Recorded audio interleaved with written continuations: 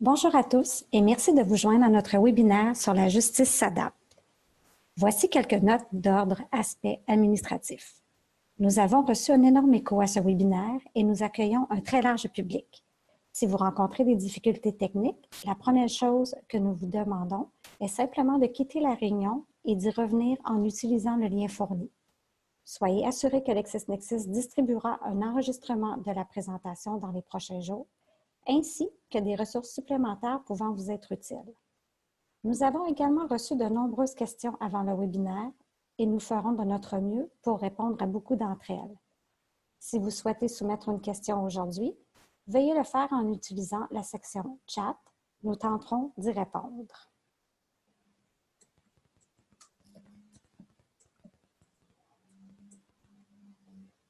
Avant de continuer la discussion d'aujourd'hui avec notre modérateur et notre panel, au nom de LexisNexis Canada, nous espérons que vous êtes en sécurité pendant cette période incertaine. Alors que les événements de la COVID-19 continuent de se dérouler, l'équipe de LexisNexis Canada s'efforce de soutenir la communauté juridique en fournissant gratuitement des nouvelles juridiques, des analyses et d'autres ressources clés spécifiquement destinées à soutenir votre prise de décision pendant cette période incertaine. La page d'accueil de coronavirus de LexisNexis Practice Advisor propose un ensemble de documents qui peuvent être téléchargés gratuitement. La page donne également un lien vers la page d'information juridique COVID-19 de Lawyers Daily. Vous pouvez visiter notre page à l'adresse inscrite à l'écran. En terminant, nous désirons vous transmettre l'information relative à nos deux prochains webinaires, donc soit celui de mardi prochain, le 28 avril, avec les 3 juges siégeant respectivement à la Cour d'appel, à la Cour supérieure et à la Cour du Québec. Ensuite, le 5 mai, le webinaire mettra de l'avant 3 bâtonniers des différents barreaux de section. Vous pouvez vous inscrire en visitant le site Internet de LexisNexis. La présentation d'aujourd'hui va maintenant commencer. J'aimerais vous présenter notre modératrice, Maître Marie-Hélène Brière, avocate et gestionnaire de produits chez LexisNexis. Merci Isabelle. Bonjour à tous et bienvenue à ce webinaire. Dans la prochaine heure, nous allons aborder les thèmes suivants sous forme de table ronde virtuelle. On va commencer avec les impacts de la situation relative à la COVID-19 dans la pratique juridique, les mesures mises en place pour pallier cette situation dans le quotidien des avocats, les outils technologiques utilisés par les avocats, les audiences d'urgence à gérer, les défis auxquels ils font face dans leur pratique et comment ils ont adapté leur cabinet, et l'impact que ces mesures peuvent avoir dans le futur sur la gestion de leur cabinet.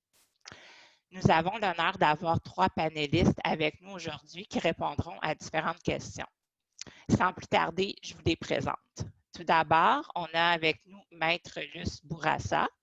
Maître Bourassa est titulaire d'une maîtrise et d'un doctorat en droit. Elle exerce le droit de la famille en pratique privée depuis 1999 et elle est également médiatrice accréditée en médiation familiale. Sa thèse de doctorat, La parole de l'enfant en matière de garde, a été publiée chez LexisNexis. Maître Bourassa est membre du conseil d'administration de l'Association des avocats et avocates en droit familial du Québec. Elle a notamment été journaliste et animatrice d'émissions d'affaires publiques pour la radio de Radio-Canada pendant 6 ans. Donc, bienvenue, Maître Bourassa. Ensuite, nous avons Maître André Ryan. Bien que nous le connaissons comme avocat en droit des affaires et associé chez BCF, André Ryan est également médiateur accrédité, chef de secteur pour le groupe litige du cabinet, membre du conseil d'administration du cabinet et membre ad hoc de son comité exécutif depuis octobre 2019. En plus de sa pratique en litige commercial, Maître Ryan a fait sa marque dans le domaine juridique pour ses qualités d'accompagnateur lors de situations de gestion de crise et d'enjeux médiatiques. Sa fascination pour le monde des médias l'a aussi amené à agir à titre de président du conseil d'administration du Devoir, un média quotidien décliné sur papier et sur plateforme numérique, poste qu'il occupe depuis 2017. Maître Ryan fait partie de la cellule de gestion des affaires de BCF mise en place dans le cadre de la COVID-19. Donc, bienvenue à Maître Ryan. Et finalement, Maître Lucie Jonca. Donc, Maître Jonca œuvre en pratique privée depuis 25 ans dans les domaines du droit criminel, pénal et de la santé. Elle a comparu devant toutes les instances judiciaires du Québec et de l'Ontario, ainsi que devant la Cour suprême du Canada. Elle a par ailleurs acquis une expérience significative dans les procès devant jury, les causes complexes de longue durée. Maître Jonca représente des individus, des entreprises et des associations en lien avec des procédures de nature criminelle ou pénale de tout genre.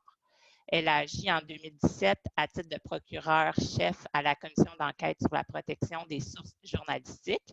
Elle avait antérieurement été nommée procureur ad hoc au DPCP dans le cadre d'une enquête indépendante. Donc, bienvenue également à Maître Jonca. Donc, tout d'abord, on va y aller avec notre première question. Donc, on va y aller avec quelque chose d'assez général. Parlez-nous de votre expérience de façon générale depuis le début de la crise de la COVID-19 et son impact sur votre pratique. Est-ce que la transition aussi du travail au bureau vers le travail à la maison s'est fait aisément pour vous et votre clientèle? Donc, je vais peut-être débuter avec Maître Bourassa. Bonjour. Oui. Oui, bonjour. Bonjour. Alors, pour débuter pour la pratique, alors pour répondre à la première question, moi, je faisais déjà du télétravail à la maison puisque je travaille solo, en pratique seule. Mais par contre, depuis que la pandémie a démarré, là, ça est devenu plus difficile parce que en matière de garde et de pension alimentaire, seules les urgences sont entendues à la cour. Donc ça a apporté une difficulté assez importante quand même. D'abord, il y a des clients qui ont téléphoné parce qu'ils avaient tardé à déposer des demandes de garde ou des demandes en annulation de pension alimentaire parce que les enfants sont grands. Il y avait des petits conflits avec leur ex-conjoint ou conjointe, mais ils n'avaient pas fait la démarche. Bien, là, on a un problème parce que ce n'est pas considéré comme une demande urgente. Donc, d'abord, il a fallu leur expliquer la gravité de la situation, leur expliquer pourquoi on ne peut pas aller à la cour. Puis, ils sont très malheureux de ça. Donc, ça nous amène à discuter des modes alternatifs de résolution de conflits. Moi, je me trouve chanceuse parce que je suis médiatrice accréditée, donc je peux les diriger vers cette voie-là avec moi ou avec d'autres médiateurs ou d'autres médiatrices aussi qui peuvent faire le travail. Alors ça a été la difficulté. Comment transférer ça en médiation? Il a fallu parler beaucoup, il faut encore parler beaucoup, leur expliquer le processus. Et puis, au niveau de la technologie, ce n'est pas tout le monde qui a la même habileté en ce moment. Donc, il y a plusieurs plateformes, on va peut-être en parler tantôt, mais il faut aussi beaucoup expliquer résilience, patience, compréhension. Je pense que c'est les mots-clés en ce moment. Alors, voilà pour mon expérience à moi. Merci. Maître Ryan, de votre côté? Oui, alors peut-être en partant, notre organisation est un peu différente de celle de Maître Bourassa. BCF, ce sont plus de 520 personnes dans 2 bureaux à Montréal et à Québec. L'opération démobilisation vers le télétravail a été un peu plus complexe à planifier. Mais cela étant dit, je dois dire que ça s'est fait assez bien. On est très satisfait de la réponse dans le bureau. Les principaux enjeux qu'on rencontre sont liés évidemment à l'ajustement et ne pas avoir le contact les uns avec les autres, parce que dans un groupe aussi nombreux, on est habitué à la consultation. Je vous dirais qu'il y a des enjeux qu'on rencontre maintenant depuis quelques jours qui sont liés à... On s'aperçoit que la délégation du travail est peut-être rendue un peu plus complexe justement par l'absence et le manque de contact. Et donc, on est en train de mettre en place des outils pour faciliter là, et s'assurer que le travail est bien fait par les bonnes personnes dans l'organisation. Un outil dont je suis très fier qu'on a mis en place dès les premiers jours de la crise. On a créé, de manière pas très originale par le nom, mais un courriel quotidien qu'on appelle l'info COVID-19. Et à chaque soir, entre 15h30 et 17h, on s'adresse à nos 520 personnes au bureau en leur donnant les dernières informations qui les concernent dans l'exercice de leur travail, mais en ajoutant aussi ponctuellement un contenu un peu plus ludique. Donc, ça nous permet de rester en contact avec tout le monde et de s'assurer qu'on soit au diapason au sein de l'organisation. Parfait. Maître Jonca, de votre côté?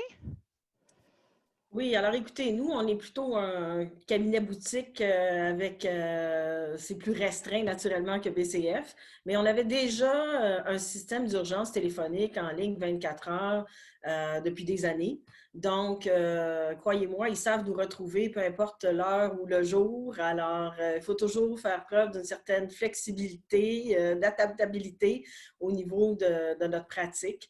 Alors, la transition des associés vers la résidence se passe bien et on a les outils quand même en place là, pour le faire. Alors, c'est sûr que, comme le disait Maître Bourassa, c'est important. Un important dialogue doit s'installer avec les clients afin de les rassurer et de bien les diriger dans le cadre de la crise qui crée beaucoup d'anxiété pour tout le monde. Oui, ouais, parfait. Je vais enchaîner tout de suite avec la deuxième question. Avez-vous eu à apprendre de nouveaux logiciels, peut-être équiper le personnel de votre bureau ou vous-même de façon particulière? Pouvez-vous peut-être partager les meilleures façons de faire que vous avez développées avec votre équipe, le personnel de votre bureau, donc au niveau des moyens technologiques? Maître Ryan, voulez-vous commencer? Oui, certainement. Mais d'abord, étant une grande organisation, on est supporté sur des serveurs stricts, donc ça, en deux mots, ça nous permet de déployer, non pas sur chacun des postes, mais de déployer sur les serveurs pour que l'ensemble de nos effectifs puissent disposer des nouveaux outils qu'on met à leur disposition. Cependant, je vous dirais que l'adaptation principale se fait dans l'optimisation de l'utilisation des appareils de type iPhone ou iPad qui sont beaucoup plus déployés. Alors évidemment, on a accéléré, nous, par exemple, le déploiement de Teams, qui est un logiciel de vidéoconférence. Zoom, qu'on utilise aujourd'hui, est un outil qui est privilégié aussi. Quoique si vous regardez un peu l'actualité informatique, vous allez voir qu'il y a certains enjeux qui ont été soulevés relativement à la sécurité. Il y a des bonnes pratiques qui sont partagées au niveau de la minimisation, donc des risques au niveau de la sécurité. On a déployé des choses comme Office Lens, qui permet de faire des scans à partir d'un iPhone ou d'un iPad et donc d'échanger des documents. On utilise aussi certains OneDrive ou encore GoodNotes pour annoter les documents sur les iPads. Et on a aussi Big Hand, qui est une application pour la dictée à distance qui ont été déployées là, de manière assez large. Alors, en gros, là, ça vous donne les principaux outils qu'on a déployés, puis on donne dans notre info COVID à chaque jour des trucs et des outils de référence pour favoriser le déploiement avec succès de ces différents outils qu'on met à la disposition de nos gens. Parfait, merci. Maître Jonca, de votre côté, pour vos moyens technologiques? Bien, je dois avouer que j'ai toujours été un peu réfractaire à l'utilisation de visioconférences avec la clientèle. J'ai toujours eu en tout cas, une certaine hésitation au niveau de la confidentialité, tout ça, mais je m'y mets. Entre autres, le CAEJ a mis à notre disposition un lien sécuritaire pour qu'on puisse parler à nos clients. Alors, effectivement, même des clients détenus, on n'y a plus accès au niveau des visites depuis plus d'un mois.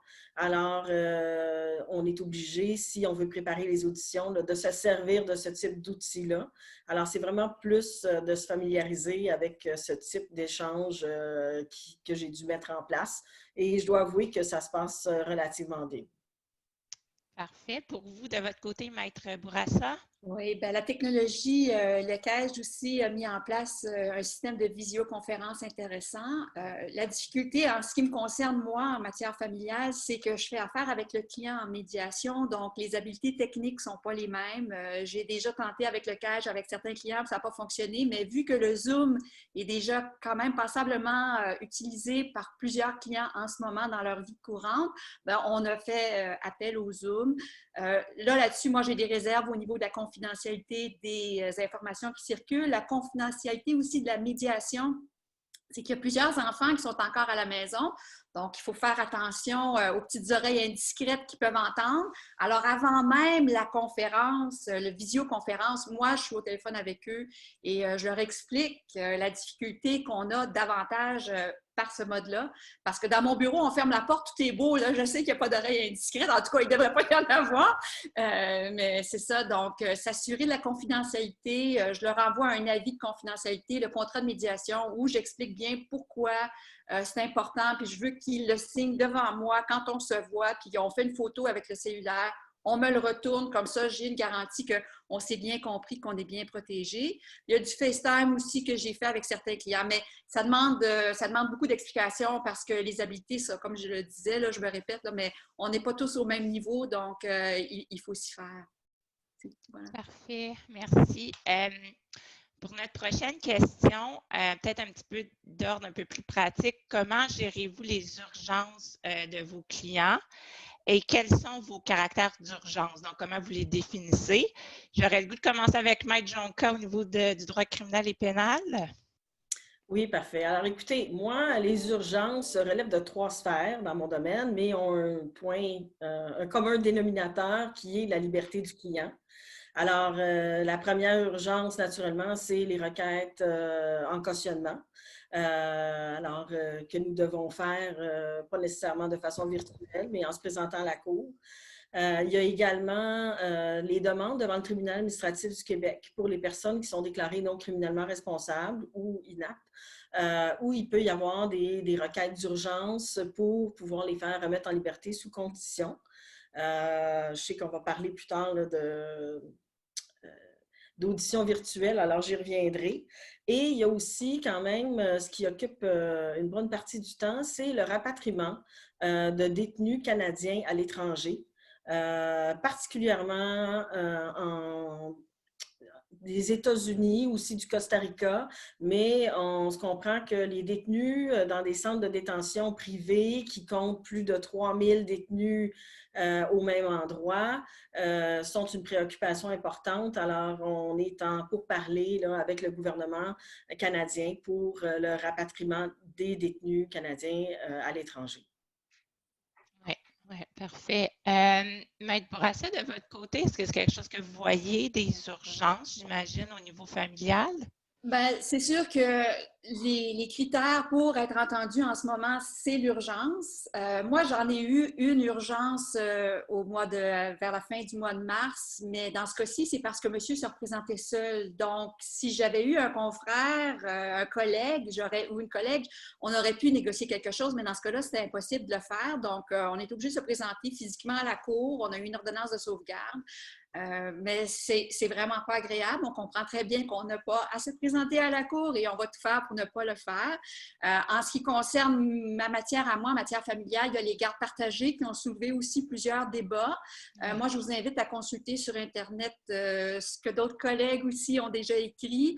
Il y a eu aussi sur le site du gouvernement du Québec une section, si vous cliquez là, garde partagée, gouvernement du Québec, on voit que ce n'est pas une urgence parce que là, on est en garde partagée puis qu'on veut modifier des choses. Il faut vraiment que ça soit quand même assez grave, là. Donc, sur les critères, moi, à l'association, il y a un bulletin qu'on fait circuler aux membres et qui nous explique un peu quels sont les critères d'urgence.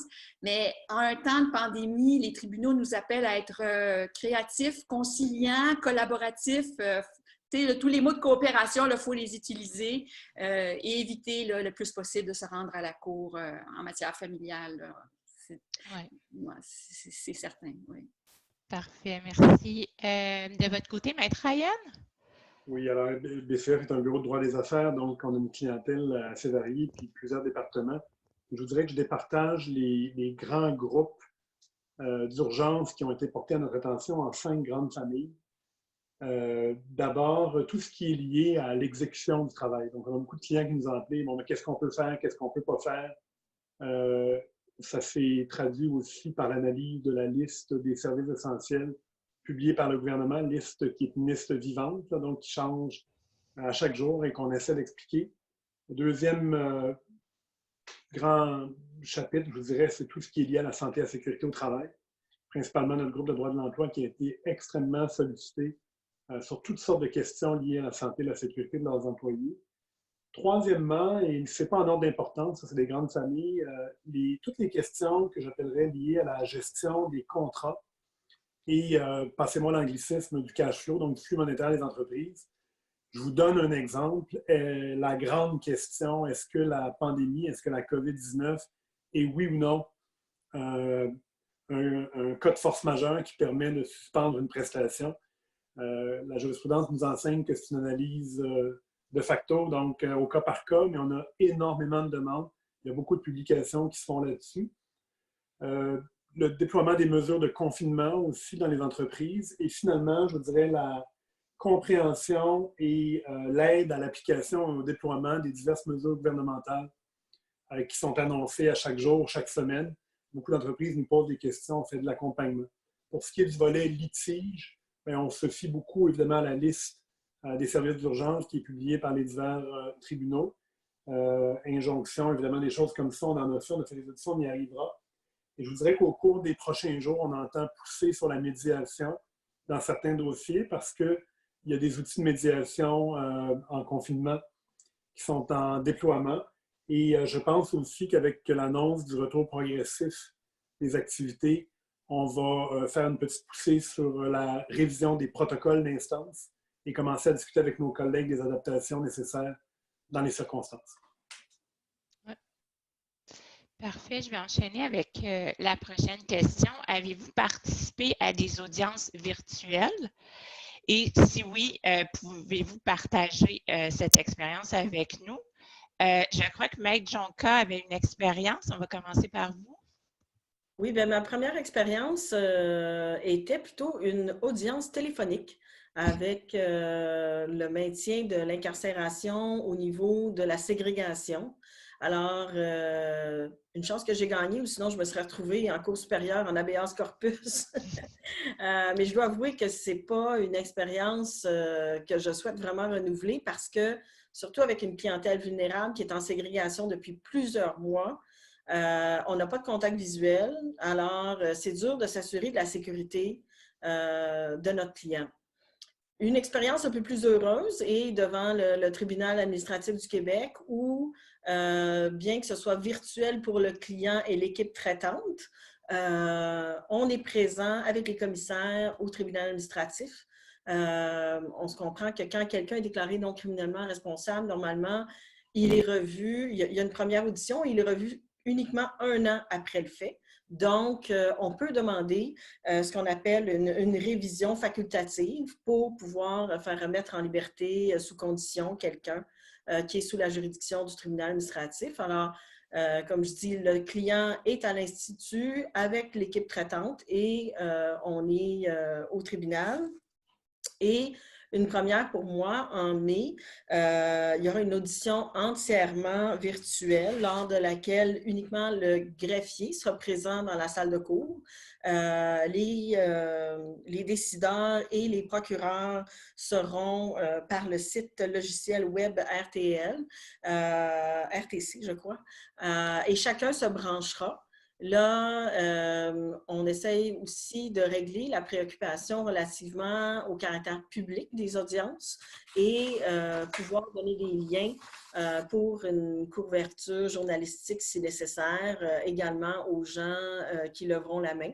Parce que les rôles des audiences sont en ligne, sont disponibles. Alors, ceux qui consultent les rôles et qui voudraient assister pour faire une couverture journalistique, à ce moment-là, je comprends que tous les efforts vont être déployés pour que ça soit octroyé. Oui, oui. Maître Ryan, je pense que vous aviez eu aussi une expérience au niveau d'une audience virtuelle. Oui, absolument. Trois commentaires à partager. Dans le fond, moi, j'ai eu une audition téléphonique sur une requête en injonction provisoire. J'ai parlé à plusieurs de mes collègues qui ont eu diverses expériences d'audition téléphonique pour des recours qui sont énumérés dans la liste services d'urgence. Je vous dirais qu'en matière civile et commerciale, pour le moment, les audiences de type procédural fonctionnent. Là où le bas blesse, c'est quand on arrive avec des témoins. Et donc, jusqu'à maintenant, les auditions dont nous avons eu connaissance qui impliquaient la comparution de témoins, le réflexe de la Cour à ce jour, ça a été de reporter à une date ultérieure à déterminer. Donc, on n'a pas encore trouvé la solution pour l'administration des témoignages et a fortiori pour la conduite des contre-interrogatoires. Au niveau des auditions téléphoniques, je pense que la même règle vaut pour la visioconférence, mais c'est plus vrai pour le téléphonique. Il y a une statistique que j'ai entendue qui dit que 90% des humains sont visuels, ce qui laisse bien peu de place pour les auditifs. Mais dans la mesure où on est visuel, c'est difficile au téléphone. Et ce qu'on propose, c'est dans la communication des éléments de procédure qu'on communique, d'ajouter des outils, des aides visuelles, des fiches, des sommaires qui captent en quelques images les idées que l'on essaie de communiquer lors de la plaidoirie par téléphone. Utiliser des phrases courtes. Et comme le disait mon ancien collègue, l'ancien juge en chef du Québec, Michel Robert, quand vous présentez à la Cour, essayez d'amener avec vous au maximum 3 arguments. Je vous dirais que par téléphone, là, ce qu'on a senti, c'est qu'il y avait moins de patience du côté de la Cour pour les longues envolées. Très, très rapidement, j'aurai le plaisir de participer à une médiation avec plusieurs parties dans une dizaine de jours. Zoom a développé des applications pour avoir des caucus virtuels. Et finalement, on a eu une demande de révision judiciaire où on a demandé à la Cour l'autorisation que les clients soient sur la ligne. Et la Cour a accepté à condition que les clients soient en compagnie des avocats. Et donc, ce que la Cour ne voulait pas faire, c'est ouvrir la ligne à une panoplie de personnes et perdre un peu le contrôle sur qui est dans la salle. Donc, on a été obligé de faire preuve d'originalité pour pouvoir mettre les clients et les avocats dans une salle, mais en respectant les normes de distanciation sociale qui sont prescrites par le gouvernement. Si je peux me permettre juste de rajouter là-dessus, au niveau des témoins, il faut faire preuve d'une certaine créativité et donner des offres, comment procéder aux divers tribunaux.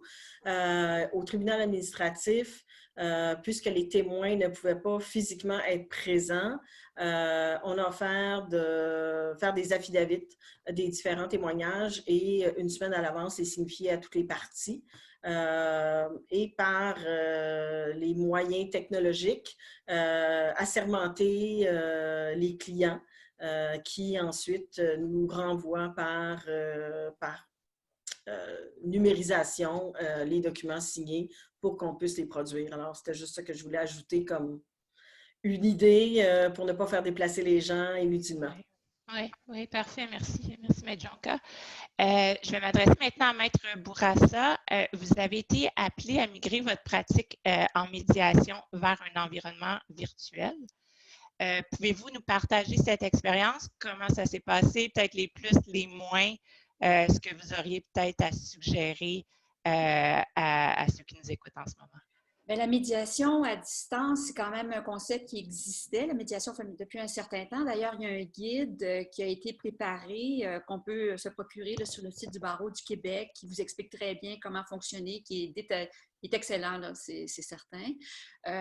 Moi, j'ai apprécié beaucoup la médiation familiale à distance parce que là, comme on le voit un peu par l'exercice d'aujourd'hui, on entre chez les gens, là, on entre dans un peu le confort de chacun. Donc, en médiation, pour moi, ça m'a été révélateur, c'est que vu qu'on avait déjà préparé les entrevues à distance avant au téléphone, en faisant la cueillette de données, les points de base, tout ça, un peu comme un caucus, là, si on veut, quand on arrivait ensemble, on allait directement au sujet. Puis, en ce moment, moi, je dois dire que mes clients sont énormément stressés. Il y a beaucoup d'angoisse, beaucoup d'inquiétude. On est tous désorganisés. Les enfants sont autour. Il faut trouver des temps pour soi, pour se parler.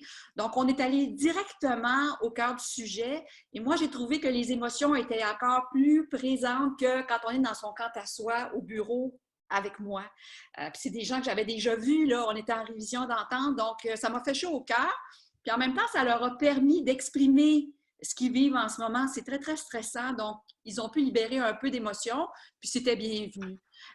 L'autre chose aussi que je veux rajouter, c'est qu'il va y avoir un engorgement probablement à l'automne avec tout ce qui se passe. Là, on voit qu'on est en arrêt et puis on va reprendre, mais quand on va reprendre vite. Puis, on va avoir beaucoup de nouvelles données aussi. Donc, je pense que la médiation familiale à distance va durer aussi, va perdurer dans le temps. En tout cas, pour ma pratique, je suis certaine que j'ai des clients et des clientes qui vont apprécier fonctionner comme ça. Oui, parfait. Merci, merci, Mme Bourassa. Donc, peut-être ma prochaine question. Croyez-vous que la situation actuelle transformera certains processus ou façons de faire dans votre bureau ou dans votre pratique, quel impact voyez-vous pour le futur? Peut-être des choses qui vont rester. Souvent, on apprend quand on fait des changements assez rapides. Fait que je vais passer la parole à Maître Ryan à ce sujet-là. Oui, et si vous me voyez regarder de côté, c'est parce que j'ai des notes sur mon autre écran, mais oui, il y aura des changements. D'abord, il y a une réalité, c'est qu'il y a, principalement sur une base générationnelle, mais pas seulement sur cette base-là, une résistance au télétravail qui existait et qui, selon moi, c'est une frontière là, qui est dépassée maintenant. Et ce que ça va permettre sur... Excusez-moi, ça va permettre... mon téléphone sonne, ça fait ça. Ça va permettre surtout de repenser la gestion des espaces. Et donc, on peut imaginer un futur dans lequel on aura besoin de beaucoup moins d'espace pour déployer autant de monde. L'ajustement, ça va aussi produire des ajustements au niveau des attentes que l'on a envers la maîtrise des technologies. Et je pense que ça peut affecter le recrutement. Évidemment, le nombre de rencontres en personne, là, la méfiance que l'on vit en ce moment, il suffit d'aller à l'épicerie pour le comprendre. Je ne pense pas que ça va s'éteindre le jour où le gouvernement va dire c'est correct, vous pouvez retourner à l'école. Et donc, les rencontres clients, un peu comme Mme Bourassa le décrivait pour les rencontres et la médiation familiale, moi, je pense qu'il y en a de plus en plus qui va se faire à distance. Et donc, ça aussi, ça demande une préparation différente parce qu'on se fie beaucoup sur le contact humain pour réagir et interagir, mais on devra s'ajuster. Et je pense aussi que la formation va occuper un espace de plus en plus important. Je vous évoquais tantôt les difficultés qui sont liées à la délégation du travail, par exemple, quand on est à distance. Bien, je peux imaginer facilement qu'on va devoir envisager, planifier et dispenser des formations à la matière parce qu'on va continuer d'avoir un besoin approfondi à cet effet-là. Maintenant, le dernier effet dont je voudrais parler, au Québec, par rapport à certaines juridictions nord-américaines, et je vous dirais un bon nombre, on est en retard sur tout ce qui est production électronique, gestion documentaire. Et la crise que l'on vit présentement nous force là, à accélérer la transition. Et en soi, si la crise a pour effet d'accélérer la transition, je pense que ça aurait été une crise bénéfique, au moins sur ce volet-là. Oui, tout à fait. Maître Jonca, de votre côté, peut-être dans les processus que vous voyez pour le futur dans la gestion d'un cabinet? Bien, écoutez, c'est sûr que dans la gestion du cabinet, la collégialité est importante, puis on aime bien pouvoir se retrouver entre collègues, associés. Alors, il y a un bénéfice à pouvoir travailler dans un environnement où on peut échanger sans l'utilisation d'une caméra, là, mais mis à part ça, je pense que je vais être très intéressée à écouter la conférence la semaine prochaine de la part des juges en chef pour le leadership judiciaire sur la mise en place de nouvelles technologies. Je sais qu'il y a tant avec l'Association québécoise des avocats de la défense que l'Association des avocats de la défense de Montréal, des échanges avec la magistrature sur une base, c'est pas quotidienne, hebdomadaire, là. Qui vont mettre en place virtuel et tout ça. On est bien intéressé à collaborer, à échanger, à avoir une certaine flexibilité, créativité par rapport aux solutions, mais aussi une certaine inquiétude relativement à l'érosion des droits des clients, dépendant des mesures qui sont mises en place pour fin d'urgence qui ne devraient pas devenir permanentes. Alors, oui, il y a une grande ouverture relativement à aider les tribunaux à collaborer pour désengorger ce qu'on s'attend à ce qui s'en vient dans les prochains mois, mais dans le respect du droit des clients. Il est déjà prévu au Code criminel depuis des décennies qu'on peut procéder par visio pour certains témoignages, mais en matière de droit criminel, un contre-interrogatoire virtuel sans papier est moins efficace, je pense. Alors, oui, il va y avoir des choses, je pense, extraordinaires qui vont pouvoir naître de cette situation difficile. Des procédures qu'on devra garder en place pour simplifier les choses, éviter des déplacements inutiles. Plusieurs choses se font déjà. Les conférences de gestion, tout ça se font par téléphone. Et je pense que ce genre de choses-là est là pour rester. Mais il reste que pour ce qui est de procéder au fond dans des dossiers, je pense qu'on n'est pas encore rendu là. Avec votre permission, j'aimerais ajouter juste un petit élément parce que le point de Maître Jonca me fait penser à une chose. Il y aura peut-être une jurisprudence pré- et post-COVID-19 sur la notion de proportionnalité au Code de procédure civile parce que on va subir un engorgement aussi à l'automne avec tout ce qui est remis. Le juge en chef de la Cour supérieure, d'ailleurs, a été publiquement pour demander 15 nouveaux juges. Et un jour, peut-être, qui sait, on aura peut-être un Jordan du droit civil parce que l'effet pervers de ce qui va se passer, c'est que les délais vont être prolongés. Puis à un moment donné, l'administration de la justice civile et commerciale, si elle est retardée, elle ne suffit plus. Donc, je voulais juste ajouter cet élément-là. Peut-être revisiter et refaire des arguments de proportionnalité dans l'après-COVID. Parfait, merci.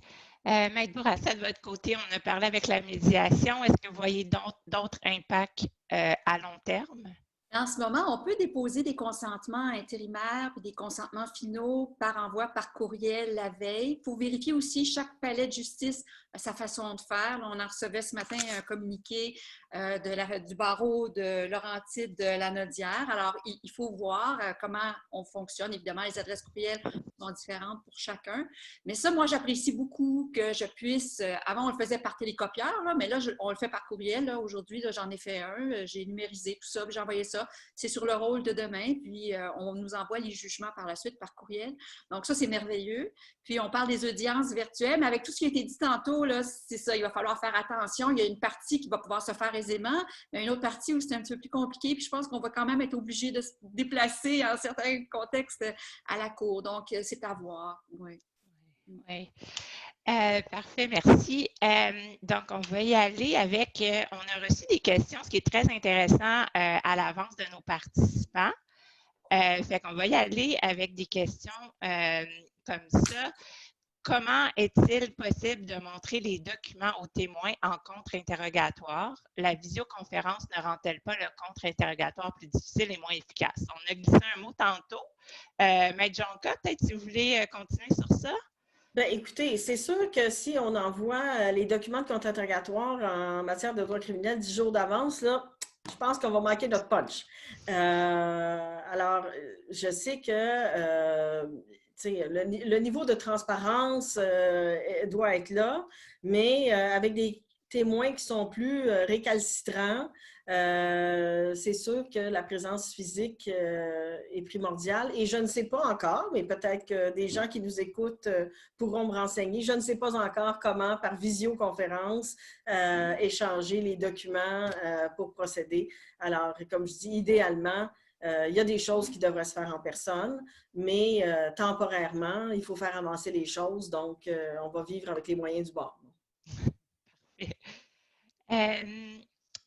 Depuis la COVID-19, il n'est plus requis de signifier les procédures par huissier. Il est possible de le faire par moyen technologique. Or, le Code de procédure civile mentionne clairement qu'une partie non représentée doit accepter un tel mode de signification. De ce fait, est-ce que ce droit de refus est temporairement suspendu? Donc, je vais y aller avec Maître Ryan pour nous éclairer.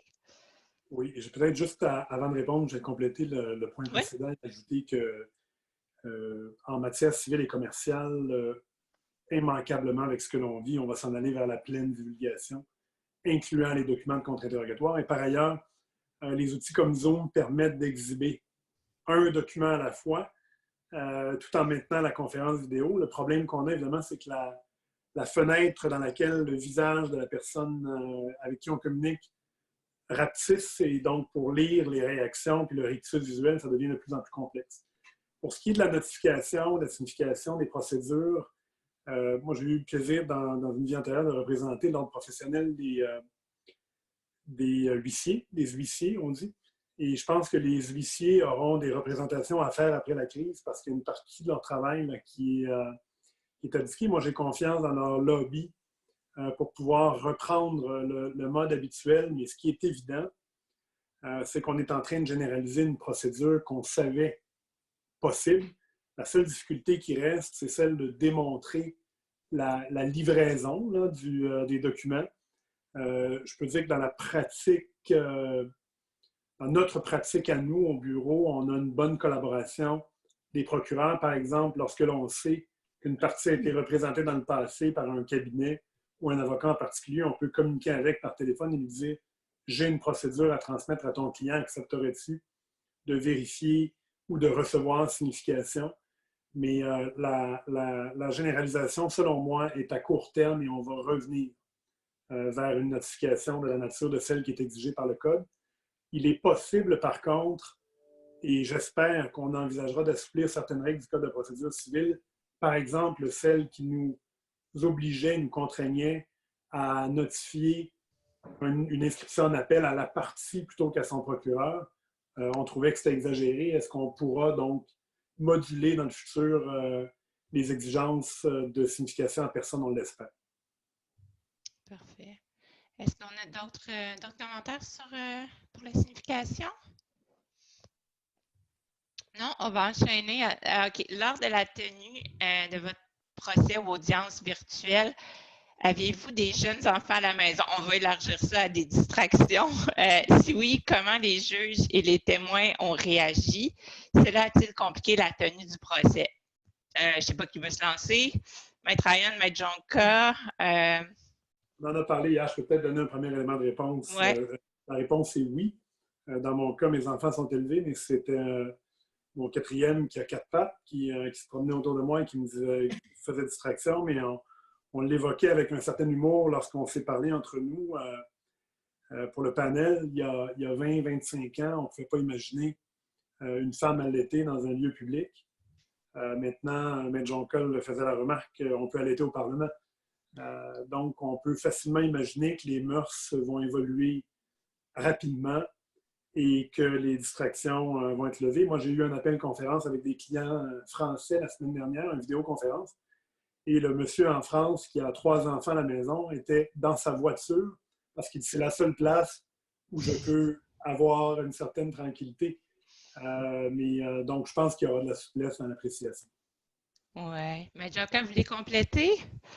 Bien, je pense que tout le monde doit s'adapter et puis montrer preuve de souplesse, de flexibilité. On est à la maison, on n'a pas le contrôle sur tout le reste. C'est sûr qu'idéalement, dans les conseils qu'on a suivis pour les formations en ligne, bien, on choisit une pièce dans laquelle il y a moins de risques d'être dérangé. Et comme disait M. Bourassa, il y a moins de chances que des petites oreilles indiscrètes puissent entendre ce qui se passe. Alors, on peut envoyer les gens jouer dehors en attendant. Mais je suis à l'étape d'être grand-mère, donc je n'ai pas la joie de cette problématique-là. Mais je pense que oui, effectivement, tout le monde va devoir montrer une certaine flexibilité là, pour les distractions sur lesquelles on n'a pas le contrôle, en évitant des scènes comme on a vu sur vidéo. Oui. Parfait. Est-il toujours possible de déposer les documents au greffe? Si oui, pouvons-nous dorénavant le faire via les moyens technologiques?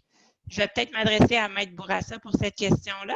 Oui, on a reçu un avis de la Cour supérieure du Québec là, le 17 avril qui nous parle de la façon de faire. Donc, moi, j'ai déposé par la poste une demande conjointe en annulation de pension alimentaire. J'ai d'abord téléphoné au greffe. On m'a dit, faites-nous parvenir ça. C'était l'original avec le chèque. Et puis, on m'a dit, on va le timbrer, on va la mettre sur le rôle, on va tout faire. Donc, oui, ça se fait aussi par la poste, puis encore par l'usage des moyens technologiques sans problème. Oui, ça se fait. Parfait. Parfait. Quelles sont les matières qui procèdent en ce moment à la Cour? Quelque chose d'un peu plus général. Je ne sais pas, Maître Jonca, Maître Ryan? Ben, je peux revenir là. Naturellement, tout ce qui a trait à la liberté des individus, les remises en liberté, les auditions relativement aux conditions également de remise en liberté, mais d'ailleurs, le code criminel est beaucoup plus flexible depuis quelques années où on peut, de consentement avec la couronne, faire des modifications par écrit sur l'article 515 du Code criminel, où les deux parties et les cautionnaires ou l'accusé signent et c'est simplement envoyé au greffe. Alors, il y a moyen, ça c'était déjà en place avant le COVID et c'est très, très utile. Mais il y a également, parce que moi j'ai une pratique assez diversifiée qui fait de la santé aussi, il y a toutes les demandes d'examen clinique psychiatrique à la Cour du Québec et à la Cour supérieure, toutes les demandes d'autorisation de soins contre le gré de l'individu. Alors ça procède également, ce type de matière-là procède également en ce moment. Parfait. Oui, et s'ajoute à cela, donc, les demandes d'injonction provisoire, saisie avant jugement, ordonnance de mainlevée de saisie, la livraison des avis d'exécution, les ordonnances de sauvegarde. Je comprends donc qu'à la suite du webinaire, les documents seront transmis aux participants. Parmi ceux-là, il y a la liste des matières jugées urgentes ou prioritaires retenues par la Cour supérieure. Cette liste est quand même assez exhaustive et donne un bon aperçu de ce qui peut être entendu. Faire le lien avec la question précédente aussi. Pour l'audition des matières jugées urgentes, ce qui est intéressant, c'est que la production électronique est acceptée. Et donc, à la question, est-ce qu'on peut continuer à produire papier? Maître Bourassa a absolument raison. Mais par ailleurs, on est dans un véritable laboratoire pour ce qui pourrait devenir la norme en termes de production électronique. Et le greffe, qui évidemment transige avec un nombre moins important d'auditions qu'avant, nous fait quand même la démonstration qu'ils sont capables de fonctionner avec la production électronique en ce moment. Parfait, parfait. Je vais peut-être aller vers les questions qu'on a eues de nos participants. Celle-là va s'adresser à Maître Bourassa. Avez-vous un exemple de circonstance qui constituerait un exemple d'urgence en matière familiale? Je peux vous parler de mon dossier à moi. C'est que la partie qui se représentait seule appelait régulièrement les policiers pour ses droits d'accès qu'elle exerçait pas. Puis, quand il avait les enfants à la maison, puis là, on est dans la période COVID, il demeurait aussi en contact avec les grands-parents paternels. Donc, c'était infernal. C'était infernal. On n'avait pas d'autre choix que d'aller demander à un juge qu'une ordonnance de sauvegarde soit rendue pour que la mère puisse avoir les enfants. Et la juge a ordonné des modes électroniques, FaceTime, Zoom, pour pouvoir avoir des contacts régulièrement dans la semaine entre le père et l'enfant jusqu'à ce que la normale revienne et que là, on puisse avoir une audition au fond si monsieur continue à vouloir exercer ses droits d'accès, ce qui n'a pas été le cas en passant. Il y avait eu de larges droits d'accès par méthode électronique. Puis, il a cessé de s'intéresser. Alors, c'est sûr que c'était probablement pour lui une période de crise, mais on n'avait pas d'autre choix que d'aller chercher une ordonnance de sauvegarde parce que c'était même de mettre la santé des enfants en péril à ce moment-là. Donc, ça, c'était mon cas à moi là, que je peux rapporter. OK, parfait, parfait. Donc, je vais aller avec une suivante. Les notaires ont un logiciel efficace pour faire signer les documents à distance. Nous, les avocats, n'avons pas l'habitude de faire signer nos clients à distance. J'ai trouvé Adobe Signature, j'imagine, une signature. Quel est le meilleur logiciel selon vous? Je ne sais pas si vous avez des commentaires sur ça. Maître Jonca, Maître Ryan, excusez, vous évoquiez un logiciel que vous utilisez à votre bureau. Fait que peut-être si vous voulez continuer sur ça. On a effectivement adopté Adobe Signature aussi. Il y a aussi, j'ai reçu mes déclarations d'impôt tantôt de ma comptable. Je pense que c'est sur DocuSign. Ouais. Personnellement, sur mon iPad, j'utilise GoodNotes. GoodNotes, donc, me permet de prendre un document que je reçois soit en PDF ou en Word, de le transmettre dans GoodNotes, qui devient un outil visuel, et je peux l'annoter avec mon crayon Apple. Et la première annotation, évidemment, que je peux faire pour un document sur lequel on requiert ma signature, c'est donc d'appliquer ma signature. Et je dois vous dire que pour la gestion du compte fidéicommis du cabinet, parce qu'on continue à avoir des déboursés au quotidien, je me sers très, très largement de GoodNotes sur iPad au détriment de Adobe Signature. Parfait. Fait que j'imagine que ça va répondre à la question de notre participant. Pouvez-vous donner des détails sur les salles de caucus virtuelles disponibles pour les discussions privilégiées avec les clients? Je ne sais pas qui veut se lancer. Je veux juste être bien sûr d'avoir compris la question.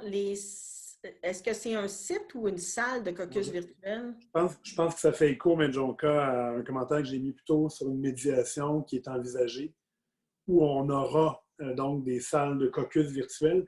La difficulté avec un outil comme Zoom ou encore comme Teams, qui est un outil de visioconférence, dans le cas d'une médiation, comme vous le savez, souvent en médiation, on commence avec une plénière, mais on tombe rapidement en caucus. Donc, le médiateur passe d'une salle à une autre et a des entretiens privés avec un groupe ou avec l'autre. Et ce qu'un centre de médiation de Toronto nous a assuré la semaine dernière, c'est qu'ils ont développé une application à l'intérieur de Zoom qui leur permet donc de suspendre temporairement, en fait, d'avoir à la fois une plénière et des salles de caucus virtuelles, ce qui permet donc aux médiateurs de gérer les salles, de mettre la salle de plénière en attente et de ne s'entretenir qu'avec 2, 3 ou 4 participants qu'il a préidentifiés dans une espèce de conférence vidéo virtuelle qui est en caucus. Alors, je ne l'ai pas vécu encore. Il y a beaucoup d'enjeux de confiance aux gestionnaires de la salle virtuelle, mais on m'assure que c'est possible et fonctionnel. Alors, peut-être que je pourrais revenir vers LexisNexis lorsqu'on l'aura fait et leur communiquer comment ça fonctionne, mais je suis très, très enthousiaste, évidemment, à l'idée parce qu'on ne peut pas imaginer faire une médiation en l'absence de la capacité de faire des caucus. Parfait. Merci. Oui, vous reviendrez vers nous. OK, j'en ai une autre ici. Si l'appréciation de la preuve par le juge est un élément important si une partie va en appel, la preuve par affidavit réduit-elle cette appréciation? Je vais être très bref. Je vais parler premier, mais je vais être bref parce que je vais laisser mes collègues parler, mais c'est évident. Et Medjonka le proposait là, comme façon d'amener de la preuve devant le tribunal. Et je pense que c'est très sage, mais le problème qui demeure, c'est le problème du contre-interrogatoire. Alors, dans l'appréciation de la preuve par le juge, l'affidavit détaillé ou la déclaration assermentée détaillée est l'équivalent de la preuve principale. Mais dans l'appréciation, on a aussi le contre-interrogatoire. Et là, je vous dirais qu'à date, on n'a pas résolu la difficulté. Je pense qu'on va s'en aller vers une généralisation de l'interrogatoire hors cours par visioconférence. Mais en bout de piste, la plupart des praticiens, en tout cas ceux de ma génération et même les plus jeunes, on est habitués, on va souhaiter pouvoir continuer d'être en présence d'un témoin pour faire un contre-interrogatoire. Alors, la réponse est oui, ça rend l'appréciation de la preuve complexe. Et le fait que les juges, jusqu'à maintenant, remettent à plus tard les auditions avec témoins en sont la démonstration.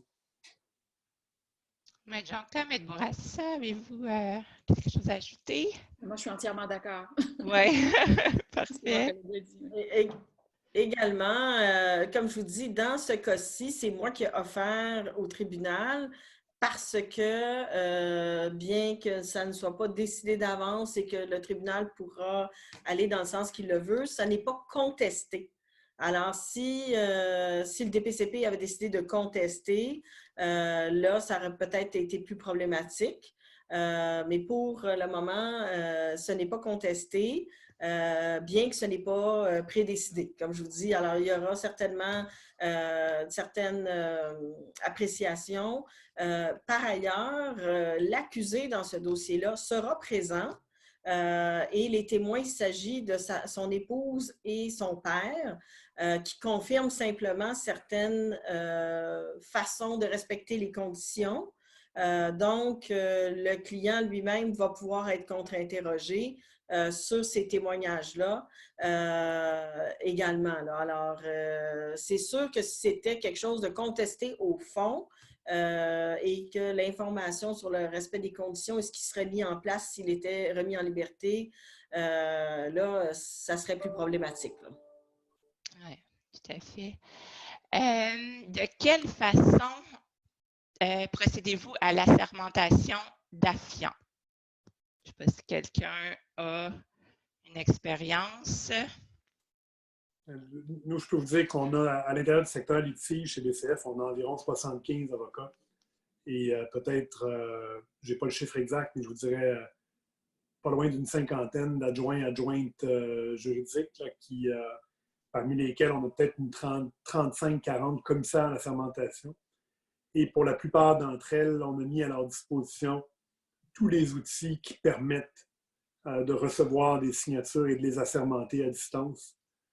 Donc, c'était un ajustement pour la plupart d'entre elles, mais aujourd'hui, c'est généralisé et ça se vit très, très bien. Parfait. Est-ce qu'on a d'autres commentaires sur ça? Bien, effectivement, d'autres adjoints au bureau ont des moyens technologiques où ils peuvent, en voyant l'individu par visio, on leur envoie l'affidavit par courriel, ils l'impriment. Ceux qui sont en mesure de le faire, là, on se comprend, ce n'est pas tout le monde qui est équipé comme un bureau d'avocat à la maison, là, mais ceux qui sont en mesure de le faire, ils impriment, signent avec un visuel et nous le numérisent et retournent la sermentation. N'oubliez pas que les banques sont encore ouvertes. Il y a habituellement un commissaire à la sermentation dans les banques qui connaissent personnellement leurs clients. C'est sûr que des fois, on ne veut pas mettre des gens au courant, mais on ne laisse pas la copie de l'affidavit une fois sermentée. Alors, il y a certaines choses qui sont encore en place qui peuvent pallier là, à cette difficulté-là. Parfait, merci. Je vais y aller avec une dernière question de nos participants. Avez-vous mis en place un plan en prévision du déconfinement? Maître Ryan? Oui, c'est drôle parce qu'on en a parlé à la réunion ce midi, on a un plan. Et en fait, ce que l'on recommande à tout le monde, au-delà du plan de déconfinement lui-même, qui va être largement tributaire des mesures gouvernementales, et donc on ne peut pas anticiper sur qu'est-ce qui va être fait exactement. Mais ce qu'on a adopté ce midi et qu'on va recommander à notre Assemblée d'associés, ce sont des principes directeurs. Alors, quels sont, dans notre cas, on en a 4 que on peut adopter, donc je ne vais pas vous les divulguer, mais je peux vous dire que le premier, par exemple, c'est de suivre en tout temps et de respecter les directives qui vont être émises par le gouvernement. La seconde, c'est évidemment de protéger en tout temps la santé et la sécurité de nos employés. Mais d'avoir un plan, des idées maîtresses desquelles vont découler toutes les étapes du plan, c'est important. Et deuxièmement, je vous dirais qu'il faut oublier l'idée que tout le monde va revenir au travail en même temps. Et donc, il va falloir définir à l'intérieur de chaque organisation des plans de contingence pour chacun des secteurs de pratique et imaginer que ce seront des retours progressifs. Et les mesures de distanciation, là, vous écoutez comme moi le docteur Arruda, on est loin de les mettre de côté pour de bon. Donc, pensez à vos espaces physiques, puis imaginez-vous 2 mètres. Ça ne sera pas évident. Donc, c'est évident qu'on s'en va vers un retour progressif. Oui, oui. Est-ce que, Maître Jonca, Maître Bourassa, est-ce qu'on a quelque chose à ajouter sur ça? C'est sûr que c'est un retour progressif, même à la cour. Alors, on ne sait pas encore à quelle date on va pouvoir vraiment avoir des auditions. Là. Alors, on est à l'écoute. Oui. Maître Jonca? Ben, je vais écouter la conférence la semaine prochaine des juges. Oui. Et on va continuer à suivre les directives du gouvernement. Au bureau, de la façon dont c'est configuré, on peut respecter les règles de distanciation sans problème. Mais à la cour criminelle et les chambres de pratique, je ne sais pas comment on va pouvoir remettre les choses en place avant un vaccin ou une bonne partie de la population qui soit immunisée. Parfait, merci. Ça va conclure notre webinaire. Merci à tous, merci à nos panélistes, merci à nos participants. Comme on l'a dit au début, il y a un lien vers l'enregistrement de ce webinaire qui sera disponible sous peu, qui sera envoyé par courriel à tous les participants. N'oubliez pas de vous inscrire à nos prochains webinaires. Le prochain, on l'a dit au début aussi, c'est mardi le 28 avril à 13 h avec un panel de 3 juges. Donc, vraiment un grand merci à nos panélistes pour leur temps et leurs précieux commentaires aujourd'hui. Et de la part de l'équipe de LexisNexis et en mon nom personnel, portez-vous bien et au plaisir de vous voir bientôt. Merci tout le monde. Bonjour, merci. Merci.